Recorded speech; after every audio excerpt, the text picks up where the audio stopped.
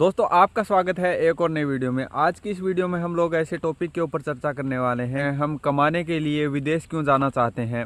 क्या इंडिया में सिस्टम सही नहीं है? क्या इंडिया में कमाई नहीं है? क्या इंडिया में हम बिजनेस नहीं कर सकते? क्या नौकरी नहीं कर सकते? क्या पढ़ाई नहीं कर सकते? पढ़ते टाइम भी बहुत सारे लोग इंडिया से बाहर जाते हैं। इसी बारे में ये वीडियो मैं आज बनाने वाला हूँ, तो वीडियो में बने रहिए लास्ट तक। और अगर आप चैनल पर नए हैं तो चैनल को ज़रूर सब्सक्राइब कीजिए। तो चलिए स्टार्ट करते हैं आज का ये वीडियो।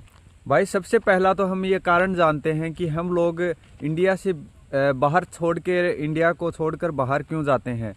उसका एक मेन मुख्य कारण है ये कि हम लोग जब इंडिया में पढ़ाई करते हैं, जैसे आप मेरा ही एग्जांपल ले लो एक।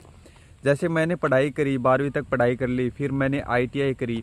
ITI करने के बाद में मैं क्या डिज़र्व करता हूँ? मैं डिज़र्व करता हूँ कि मुझे कम से कम 20-25 हज़ार रुपये की कम से कम नौकरी मिले शुरुआत में, मुझे मेरी सैलरी हो और मेरा अच्छा प्लेसमेंट हो जाए, तो मैं ये डिज़र्व करता हूँ। तो मैंने जब पढ़ाई करी मुझे 75% आए थे ITI में। मुझे अच्छा नॉलेज था उसमें, मैंने अच्छी पढ़ाई करी थी उसमें, और मैंने साथ साथ में प्रैक्टिकल भी किए थे। मैंने एक दुकान में जा कर के काम भी सीखा था कि इलेक्ट्रॉनिक का काम कैसे कर सकते हैं, इलेक्ट्रिक का काम कैसे कर सकते हैं। उसमें मैंने वो काम सीखना स्टार्ट किया था। 3 साल तक मैंने वहाँ पर काम सीखा था दुकान में, और 2 साल की मेरी ITI थी, तो मैंने साथ साथ में ये सारा कर लिया था और मैंने काम भी सीख लिया था। ITI भी करी, तो 4 सेमेस्टर की मेरी ITI थी, 6-6 महीने के 4 सेमेस्टर थे। मैंने उसको पास आउट करके और फिर 75% से पास आउट किया था और अच्छे मार्क्स आए थे मेरे। उसके बाद में मैं ये डिज़र्व करता हूँ कि मुझे एक अच्छी नौकरी मिले, एक अच्छी कंपनी में नौकरी मिले। अच्छी कंपनी में भी ना नौकरी मिले, किसी भी कंपनी में नौकरी मिले, तो मैं एक ऐसा मतलब 20 से 22 हज़ार रुपये नॉर्मल मेरी सैलरी हो, क्योंकि मुझे काम आता है।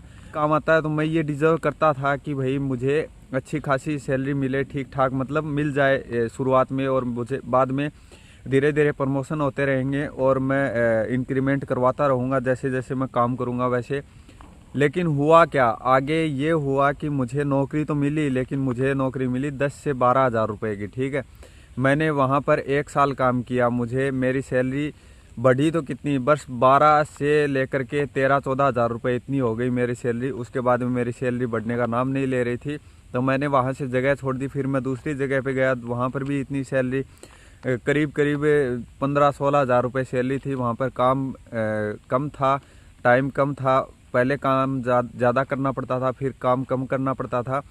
तो ऐसे करके तो आप यही चीज़ एक देखो कि हम 12वीं तक पढ़ते हैं, फिर हम ITI करते हैं, हम BTech करते हैं, हम डॉक्टरेट करते हैं, हम PhD करते हैं, जो भी करते हैं, मतलब एक अच्छी डिग्री लेकर के हम BTech की डिग्री लेते हैं, IIT की डिग्री लेते हैं। उसके बाद में मैंने बहुत सारे ऐसे लोग, मेरे साथ भी एक आदमी काम करता था वहाँ पे उस कंपनी में, मेडिसिन की कंपनी है जिसका मैं नाम तो नहीं लेना चाहूँगा। वहाँ पर एक आदमी, एक लड़का मेरे साथ काम करता था जिसने कि BTech करी हुई थी, और BTech करने में उसके 6 से 7 लाख रुपए लग जाते हैं।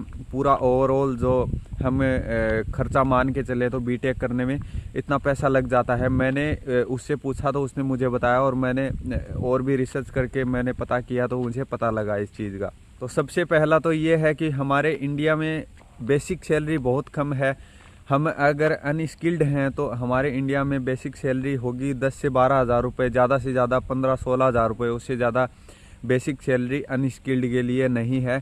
अगर हम लोडिंग का काम करते हैं, हम अगर गधा मजदूरी करते हैं, तो भी हमें 12-15 हज़ार रुपये, 20 हज़ार रुपये ज़्यादा से ज़्यादा, इससे ज़्यादा हम नहीं कमा पाएंगे इंडिया में। और वहीं अगर इटली आया, तो आप ये देखो, एक एग्ज़ाम्पल मेरा ले लेते हैं फिर से कि मैं इटली आया, मुझे इटली आए हुए अभी 3 साल हो गए हैं, और 3 साल मतलब होने वाले हैं।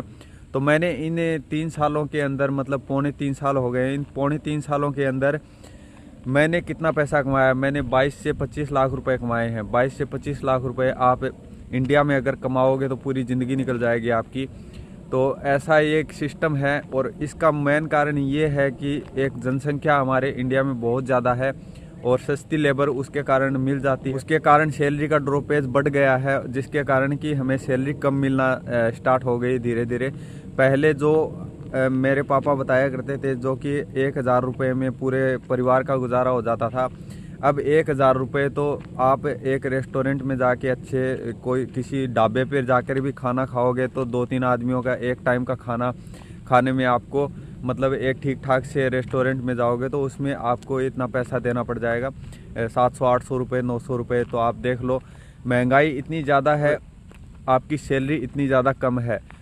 तो अगर मैं इटली की बात करूं, देखो मैंने 22-25 लाख रुपए कमाए, और मगर इंडिया में होता तो मुझे 22-25 लाख रुपए कमाने में इतना टाइम लग जाता कि मेरी पूरी ज़िंदगी निकल जाती। फिर बच्चों की शादी का खर्चा, फिर मतलब मकान बनाने का खर्चा, गाड़ी लेनी है उसका खर्चा, ये मान के चलो। तो बहुत सारे लोग तो ऐसे हैं जो कि गाड़ी लेने के लिए भी हिचकिचाते हैं, मतलब एक बाइक लेने के लिए भी हिचकिचाते हैं, क्योंकि उनके पास में पैसा नहीं है, और वो अगर लोन ले करके उठाएंगे तो किस्त जमा करते करते उनके पूरे पुश्ते निकल जाएंगी, उनके आगे वाली पीढ़ियों को भी वो कर्जे उतारने पड़ेंगे। अगर वो शादी भी एक अच्छी खासी करते हैं, ठीक ठाक सी भी अगर शादी करते हैं, तो मान लीजिए एक शादी में 10-11 लाख रुपए कर्जा हो जाता है, जिसको कमाने के लिए कम से कम भी मान के चलो 5-7 साल तो लग ही जाएंगे उसको कमाने के लिए। अब आप यूरोप की किसी कंट्री में जाते हो, अगर आप अमेरिका में जाते हो, तो वो क्या है, अगर आप यहाँ की अगर आपको सिटीजनशिप मिल जाती है, नेशनलिटी मिल जाती है,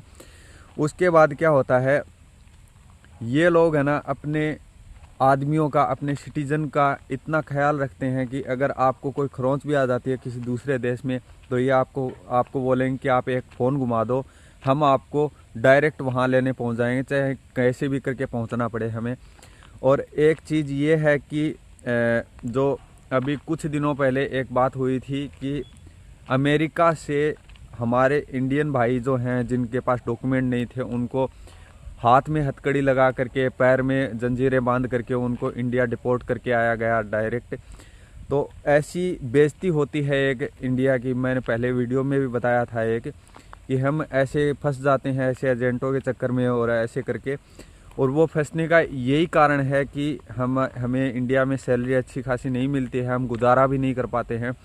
जैसे मैं अगर वहाँ पर काम करता था, मुझे 10-12 हज़ार रुपये, 15 हज़ार रुपये मिलते थे, उसके बाद में 3-3.5 हज़ार रुपये मकान का खर्चा है। एक छोटा सा मकान लेकर के रहने में भी 3.5 हज़ार रुपये लग जाते हैं।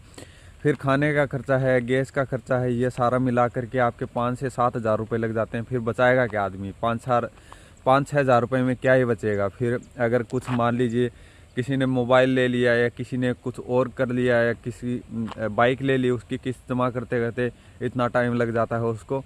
और हमारे देश में एजुकेशन सिस्टम की मैं बात करूं तो एजुकेशन सिस्टम भी इतना घिसा पिटा है जिसका कोई हद नहीं है।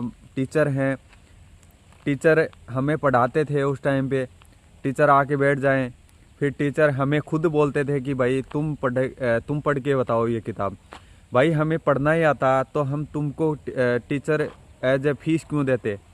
हम तुमको फीस क्यों देते? हम स्कूल को फीस क्यों देते? हम प्रिंसिपल को फीस क्यों देते जब हमें पढ़ना ही आता तो? और हमें पता होता कि इसको पढ़ने में हमें ये समझ आ जाएगा, तो तुमको क्यों रखा हुआ भाई? यही एजुकेशन सिस्टम इतना अगर घिसा पिटा है हमारे देश में, हमें इतिहास पढ़ाया जाता है। इतिहास की क्या ज़रूरत है? जब आगे टेक्नोलॉजी इतनी बढ़ गई है तो इतिहास की क्या ज़रूरत है? आप खुद बताओ, एक कमेंट करके मुझे बताना अगर मैं ये सही बोल रहा हूँ, गलत बोल रहा हूँ। आप कमेंट करके बताना कि आपको क्या सही लगता है। क्या इतिहास पढ़ाना चाहिए? इतिहास गुजर गया, उसको पढ़ाने की क्या ज़रूरत है? आप आगे का पढ़ाओ, फ्यूचर कैसा होने वाला वो पढ़ाओ ना भाई। अब यहाँ पर इटली के एजुकेशन सिस्टम की अगर मैं बात करूँ तो यहाँ पर इटली में अगर आप आते हो, पढ़ते हो, तो आपको सिर्फ है ना अकोमोडेशन का खर्चा देना पड़ेगा, रहने खाने का, सुख सुविधाओं का वो खर्चा आपको देना पड़ेगा। और वो भी है ना आप अगर किसी अच्छे स्कूल में पढ़ते हो, बहुत सारे ऐसे स्कूल भी होते हैं जो कि मतलब आपको अकोमोडेशन भी मुहैया करवा देते हैं। आपको स्कूल की फ़ीस नहीं लगती है। यहाँ पर एजुकेशन सिस्टम बिल्कुल फ्री है, एजुकेशन बिल्कुल फ्री है। यहाँ पर आकर आप इनकी भाषा सीखते हो, आप यहाँ पर आकर के इनके इकोनॉमी में कंट्रीब्यूट करोगे, तो उसके लिए ये लोग आपको पढ़ाते हैं। आप यहीं पर रह करके इनकी भाषा सीख करके आप इनके इकोनॉमी को बढ़ाओगे और इनका जो टैक्स है वो इनको पे करोगे। आप कमाओगे उसके ऊपर टैक्स पे करोगे।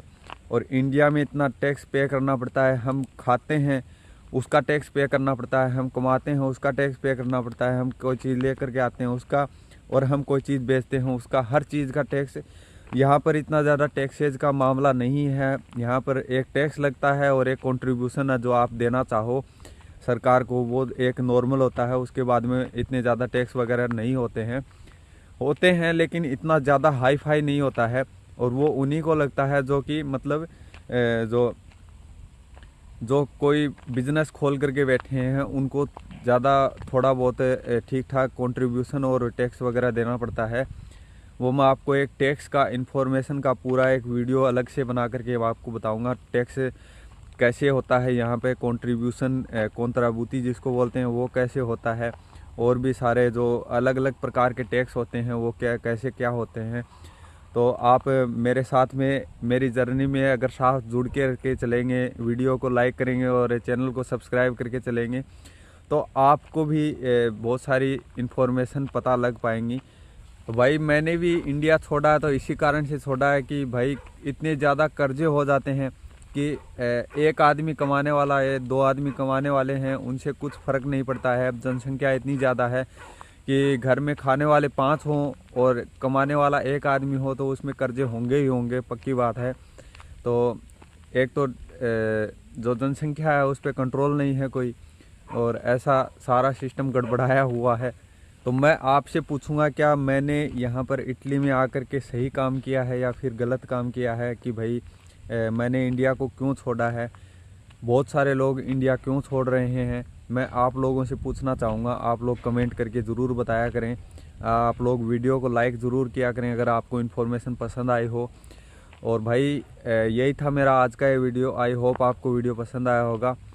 तो मिलते हैं आपसे अगले वीडियो में, तब तक के लिए take care and bye bye.